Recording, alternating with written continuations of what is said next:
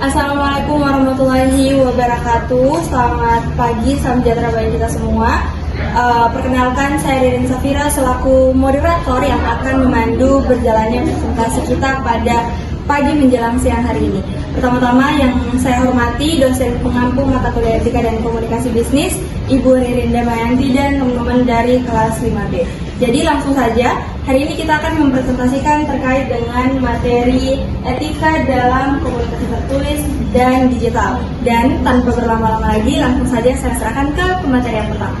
Baik, jadi di sini saya sebagai pemateri pertama, di sini saya akan menjelaskan tentang etika dalam korespondensi, bisnis, email, dan surat. Email dan surat bisnis meskipun merupakan alat komunikasi sehari-hari adalah representasi formal dan profesionalisme individu dan juga citra perusahaan. Setiap pesan yang dikirim adalah dokumen yang dapat diarsipkan dan berpotensi menjadi bukti hukum, sehingga menuntut tingkat kesadaran etis yang tinggi. Penggunaan fitur sisi carbon copy dan juga sisi blend carbon copy sering disalahgunakan, serta strategi untuk menyusun pesan yang jelas dan tidak ambigu guna menghindari salah tafsir yang dapat menimbulkan konflik dan juga kerugian. Berikut elemen-elemen fundamental dalam menulis email profesional, mulai dari pemilihan nada, sapaan, hingga penutup yang mencerminkan rasa hormat dan keseriusan. Baik, saya akan menjelaskan tentang berikut elemen-elemen fundamental dalam menulis email profesional, mulai dari pemilihan nada, sapaan, hingga penutup yang mencerminkan rasa hormat dan keseriusan. Ya, poin pertama ada menulis email profesional, nada, sapaan, dan penutup yang tepat. Etika dalam penulisan email dimulai dengan penggunaan nada yang profesional dan penuh hormat. Hindari penggunaan huruf kapital semua yang terkesan berteriak, bahasa gaul, atau emot icon yang berlebihan, kecuali jika hubungan dengan penerima sudah sangat akrab dan konteksnya informal. Isi email harus ringkas, jelas, dan langsung ke pokok permasalahan. Balas email dalam waktu wajar, umumnya 24 jam kerja. Yang poin kedua, tanggung jawab atas informasi yang ditulis atau jejak digital. Setiap email menciptakan jejak digital yang hampir mustahil dihapus dan dapat digunakan sebagai bukti di pengadilan. Ini menuntut tanggung jawab etis yang besar. Prinsip dasarnya, jangan pernah menulis sesuatu dalam email yang tidak akan Anda katakan secara langsung. Baik. Yang ketiga, etika dalam penggunaan CC dan JCC. Penggunaan CC yang etis adalah untuk transparansi. Menggunakan CC untuk melaporkan rekan kerja adalah tidak etis. BCC sejauh ini lebih problematik secara etis karena menyembunyikan penerima dan dapat merusak kepercayaan. Penggunaan BCC yang etis sangat terbatas, misal melindungi privasi email massal. Poin keempat, menghindari ambiguitas dan potensi salah tafsir. Komunikasi tertulis rentan salah tafsir karena tidak memiliki isyarat nonverbal. Seorang komunikator etis bertanggung jawab membuat pesannya sejelas mungkin, atau pemilihan kata tepat dan kalimat lugas. Hindari sarkasme atau humor kering. Bacalah kembali draft dari perspektif penerima. Baik, itu yang bisa saya sampaikan. Nah teman-teman, selanjutnya masih dalam etika dalam pelaporan dan penyajian data. Ternyata dalam etika itu bukan hanya komunikasi yang mempunyai etika, tetapi dalam penyusunan pelaporan dan penyajian data itu juga mempunyai etika. Nah, laporan bisnis, presentasi kinerja, dan analisis data adalah fondasi dan pengambilan keputusan strategis. Oleh karena itu, integritas dalam penyusunan dan penyajiannya adalah mutlak. Nah, tanggung jawab etis yang melekat pada setiap individu yang terlibat dalam pelaporan dan analisis data.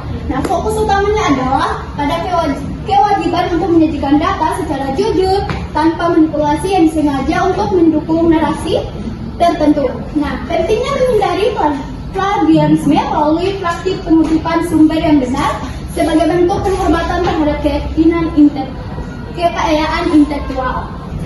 Poin pertama di sini adalah menyajikan data secara jujur tanpa manipulasi, yaitu kewajiban etis paling fundamental adalah menyajikan data secara jujur. Manipulasi data termasuk praktik halus seperti cherry picking adalah pelanggaran etika serius profesional yang etis. Berkomitmen pada kebenaran yang diungkapkan oleh data, bahkan jika tidak menyenangkan, dan menyajikan gambaran yang lengkap serta seimbang.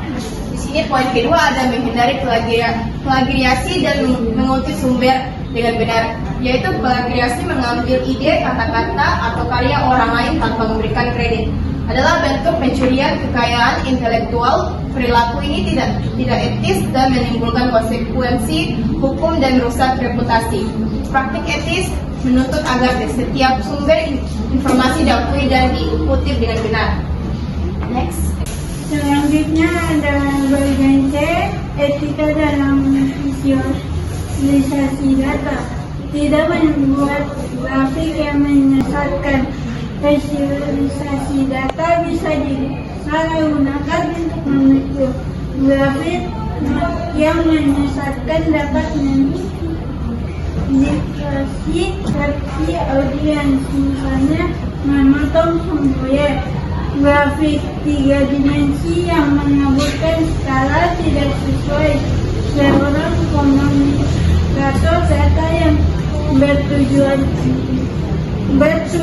untuk mencerahkan, bukan penipuan. Mereka memastikan desain visual secara akurat dan mencerminkan data. Yang berikut bertanggung jawab atas akurasi laporan keuangan dan kinerja kerja.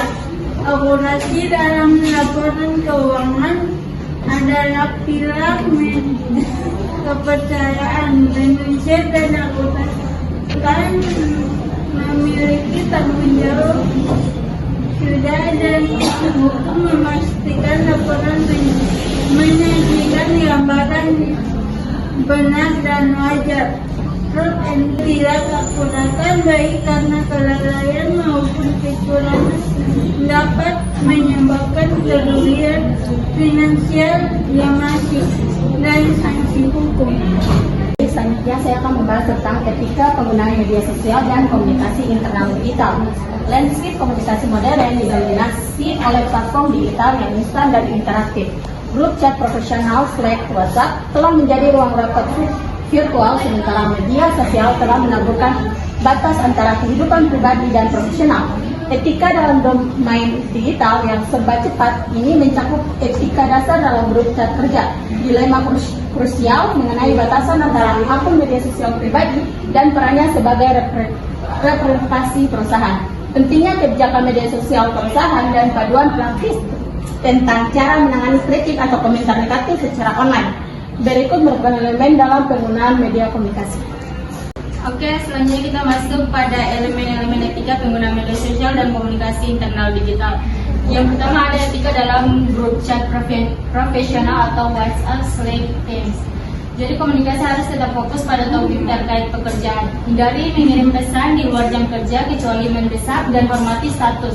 Jangan ganggu jika pembahasan kompleks lebih etis beralih ke panggilan. Jangan gunakan grup chat untuk kritik pribadi atau informasi sensitif dan sadari bahwa semua percakapan data diarsipkan.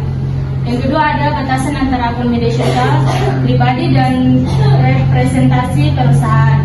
Garis antara persona pribadi dan profesional menjadi kabur.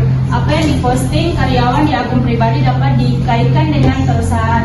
Prinsip etis dasarnya adalah berpikir sebelum memposting. Karyawan secara tidak langsung adalah duta perusahaan. Mengunggah konten ofensif atau yang mengkritik perusahaan dapat berakibat tindakan disipliner. Terus yang ketiga ada kebijakan perusahaan tentang penggunaan media sosial oleh karyawan. Perusahaan yang etis akan membuat kebijakan penggunaan media sosial yang jelas, bukan untuk mengekang melainkan untuk memberikan panduan. Kebijakan yang baik akan menguraikan informasi rahasia, memberikan pedoman perilaku online yang sejalan dengan nilai perusahaan dan menjelaskan konsekuensi pelanggan. Dan yang terakhir adalah menanggapi komentar atau pesan negatif secara profesional. Respon yang etis adalah kunci. Aturan pertama adalah jangan pernah merespon dengan emosi atau kemarahan. Tanggapi dengan tenang dan empatik. Akui keluhan. Jika perusahaan salah, akuilah dan tawarkan solusi.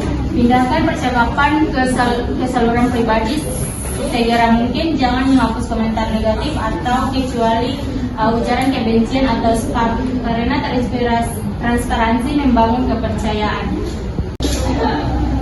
Baik, kita masuk ke slide berikut, yaitu keamanan informasi dan privasi dalam komunikasi digital. Data adalah salah satu aset paling berharga di ekonomi digital. Oleh karena itu, melindunginya adalah kewajiban etis dan hukum yang fundamental. Tanggung jawab setiap karyawan untuk menjaga kerahasiaan data pelanggan dan informasi strategi perusahaan, mencangkup etika dalam penggunaan aset digital perusahaan atau dalam kurung laptop dan wifi.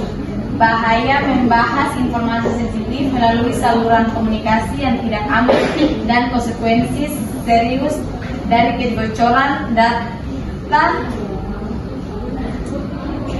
kerugian finalisasi, sanksi hukum, dan kerusakan reputasi.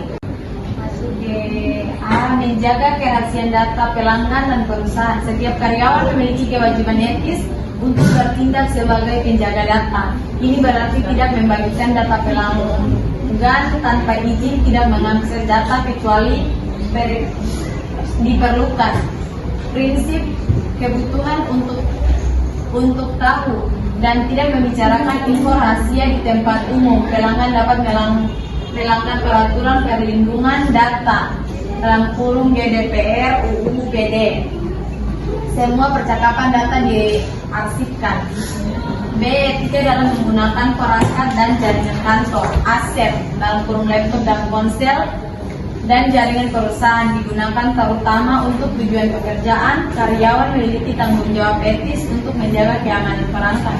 Tidak install software tidak sah. Kata sandi kuat untuk melindungi data akses tidak sah dan mencegah peretas mencuri data perusahaan. Baik, selanjutnya kita akan masuk pada perbedaan persuasi dan manipulasi. Yaitu kriteria yang pertama, persuasi yang etis, yaitu untuk menginformasikan dan membantu konsumen membuat pilihan terbaik bagi mereka yang kebetulan adalah produk yang ditawarkan, menciptakan hubungan saling menguntungkan. Yang kedua, ada manipulasi yang tidak etis, di mana untuk mengendalikan keputusan konsumen demi keuntungan penjual, terlepas dari apakah itu adalah pilihan terbaik bagi konsumen atau tidak.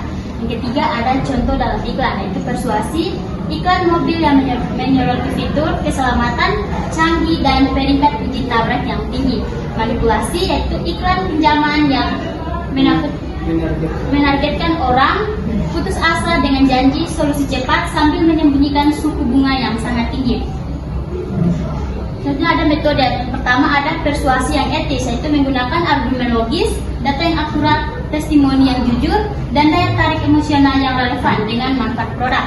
Yang kedua, ada manipulasi yang tidak etis, yang dimana menggunakan penipuan, kebohongan, penyembunyian informasi penting, klaim yang tidak terbukti, dan eksploitasi rasa takut, rasa tidak aman, atau bias kognitif. Yang ketiga, ada contoh dalam iklan. Yang pertama, ada persuasi, yaitu iklan sabun yang menunjukkan bagaimana produk tersebut dapat membantu mengatasi masalah kulit kering dengan bahan pelembab yang terbukti.